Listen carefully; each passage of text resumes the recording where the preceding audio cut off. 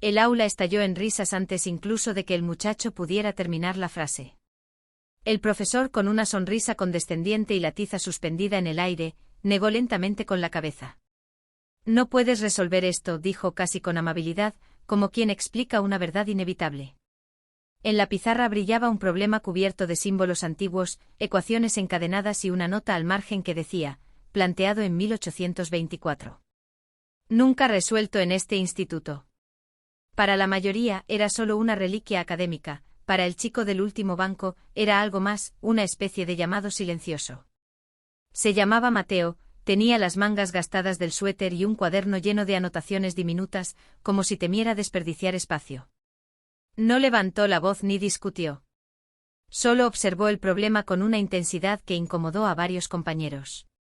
Mientras el profesor continuaba la clase, explicando por qué aquel ejercicio era un ejemplo perfecto de límites teóricos, Mateo sentía como las cifras empezaban a ordenarse en su mente como piezas que por fin encontraban su lugar. No era la primera vez que lo subestimaban.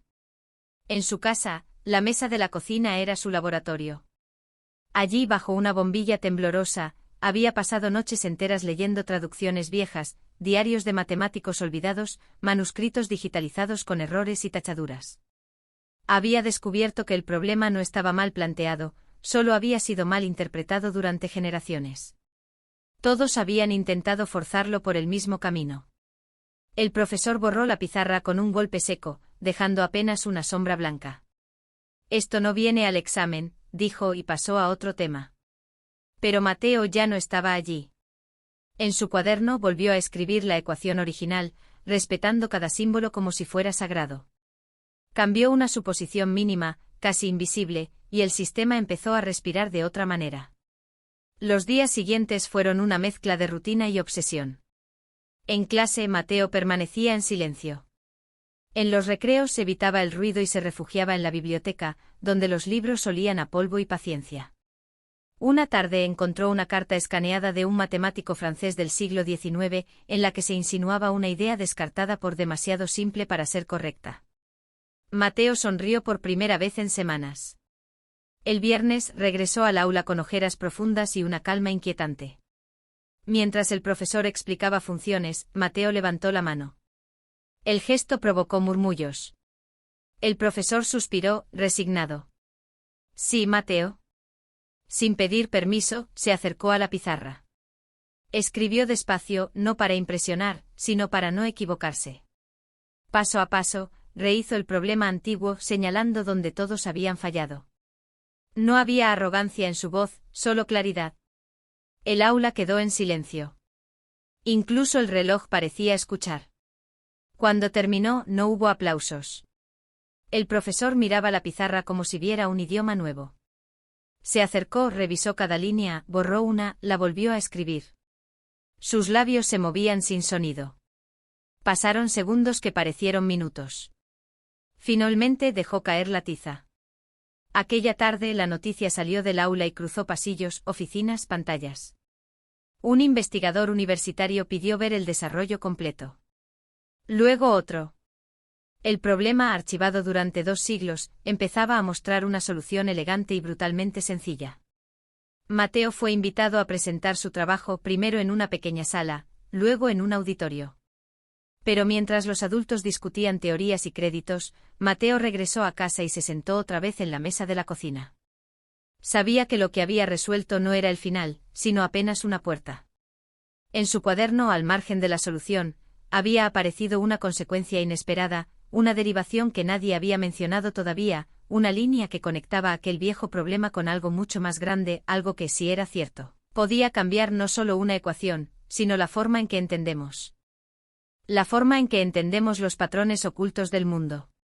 Mateo pasó el dedo por esa línea una y otra vez, como si temiera que desapareciera. No era una conclusión, era una grieta.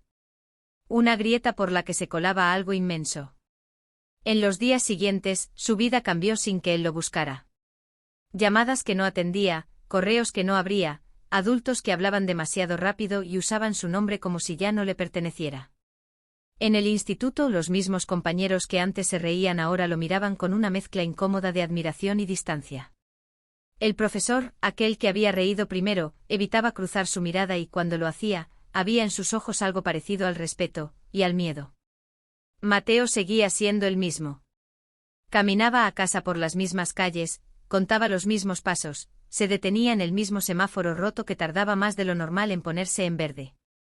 Pero su mente ya no estaba allí. La derivación que había descubierto se ramificaba sin control.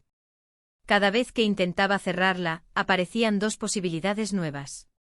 Era como si el problema antiguo hubiera estado esperando todo ese tiempo a alguien que no intentara dominarlo, sino escucharlo. Una noche, mientras la lluvia golpeaba la ventana, Mateo tomó un cuaderno nuevo. En la primera página escribió una sola frase, suposición 0, ¿y si no buscamos el resultado, sino el comportamiento? A partir de ahí los números dejaron de ser estáticos. Empezaron a moverse, a repetirse con variaciones mínimas, a formar estructuras que se parecían inquietantemente a cosas reales, hojas, corrientes, redes. Sin darse cuenta, estaba cruzando un límite invisible. Aquello ya no era una solución histórica, era un lenguaje. Y como todo lenguaje poderoso, tenía consecuencias. En la universidad los investigadores discutían si lo de Mateo era una genialidad aislada o el inicio de una nueva línea de pensamiento. Algunos defendían que era imposible que un chico sin formación avanzada hubiera llegado tan lejos sin ayuda. Otros, más silenciosos, revisaban sus propios trabajos y descubrían errores antiguos, asumidos durante años como verdades intocables. Mateo recibió una invitación formal para trabajar con un equipo internacional. La dejó sobre la mesa sin abrir durante horas. No por miedo, sino porque sabía que aceptar significaba algo más que reconocimiento. Significaba elegir un camino que ya no tendría retorno. Mientras tanto, la derivación seguía creciendo. Una tarde, al intentar simplificarla, Mateo notó algo extraño. El modelo predecía comportamientos que coincidían con datos reales en campos que no tenían nada que ver con las matemáticas puras. Economía, tráfico, incluso ciertos patrones biológicos. Aquello no estaba en los libros. Aquello no debía estar ahí. Su respiración se volvió lenta. Si estaba en lo cierto, el problema de 1824 no había sido un rompecabezas académico, sino un mapa incompleto. Un mapa hacia una forma distinta de anticipar el caos. Cerró el cuaderno con cuidado. Afuera, la lluvia había cesado. El silencio era tan denso que parecía contener una promesa. Mateo sabía que el mundo aún no entendía lo que acababa de abrirse, y tal vez tardaría años en hacerlo. Pero también sabía algo más inquietante: una vez que ves el patrón, ya no puedes dejar de verlo. Y él acababa de ver algo que conectaba demasiado bien, algo que sugería que los problemas imposibles no existen, solo esperan a que alguien se atreva a mirarlos desde el ángulo correcto, incluso cuando ese ángulo conduce a un territorio donde nadie ha estado antes, y donde la siguiente ecuación que empezó a escribir, casi sin darse cuenta, no describía el pasado ni el presente, sino una tendencia futura que aún no tenía nombre. Mateo se quedó inmóvil frente a la ventana, observando cómo los últimos charcos reflejaban luces amarillas y rojas de la ciudad. Cada reflejo parecía moverse con un orden propio, siguiendo patrones que solo él podía percibir. Era como si el mundo entero estuviera escribiendo una ecuación gigantesca y él, por primera vez, pudiera leerla. Su corazón latía con fuerza, no de miedo, sino de la anticipación de descubrir lo que nadie más había visto. Al día siguiente, en la biblioteca del instituto, comenzó a trazar gráficos y diagramas en un tablero grande. Sus compañeros, curiosos pero cautelosos, se acercaban sin atreverse a hablar. Mateo apenas notaba su presencia, estaba inmerso en un flujo de ideas que lo arrastraba con una intensidad magnética. Cada nueva línea, cada número que anotaba parecía confirmar lo que había sospechado: los problemas antiguos no estaban encerrados en su tiempo, eran puertas que conectaban épocas y disciplinas. Una profesora de física que pasaba por allí se detuvo y lo observó en silencio. Por un momento Mateo levantó la vista y sus ojos se encontraron. Ella no dijo nada, solo asintió como reconociendo que algo monumental estaba ocurriendo. Mateo volvió a su trabajo dibujando curvas que comenzaban a asemejarse a redes de energía, flujos invisibles que subyacían a la vida cotidiana.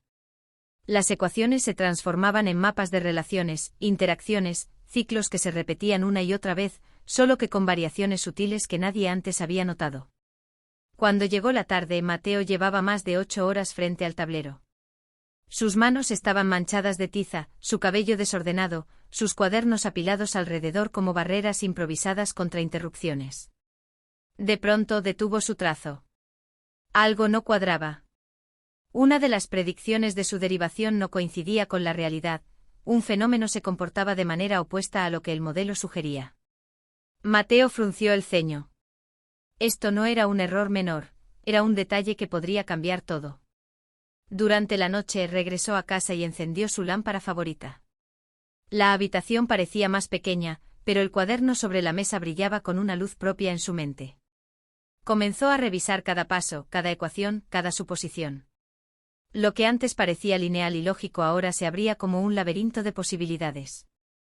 Mateo comprendió que el problema histórico había sido solo la primera capa. Debajo existía un entramado aún más complejo, un sistema que conectaba matemáticas, física, biología, economía, y tal vez algo más que aún no tenían nombre.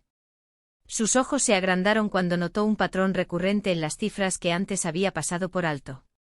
Cada variación mínima repetía un ciclo que podía predecir movimientos futuros de manera casi exacta. Era como si hubiera descubierto un lenguaje secreto del universo, una gramática que regulaba el caos y lo convertía en algo comprensible.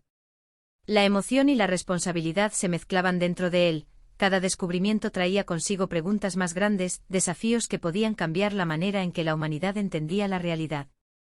Mateo respiró hondo, levantó la vista y miró al techo. Sabía que estaba a punto de cruzar un umbral que pocos habían siquiera imaginado. La solución que había encontrado ya no era solo un triunfo académico, era un inicio, un punto de partida hacia un conocimiento que podía alterar todo lo que creíamos posible. Sabía que si seguía, el mundo cambiaría, y no habría vuelta atrás. Pero algo dentro de él sonrió, nunca había buscado fama, solo comprensión, y ahora estaba a punto de tocar la verdad misma, la verdad que había esperado 200 años a alguien que no temiera mirar más allá de los límites impuestos por otros. Con la tiza en la mano y la mente llena de ecuaciones danzantes, Mateo comenzó a escribir la siguiente línea, sabiendo que esa línea podría ser el comienzo de algo más grande que él, algo que transformaría todo lo que conocían sobre la ciencia, el tiempo y el destino. Cada símbolo que trazaba era un latido del universo, y él estaba escuchando atentamente, preparado para seguir donde nadie se había atrevido antes.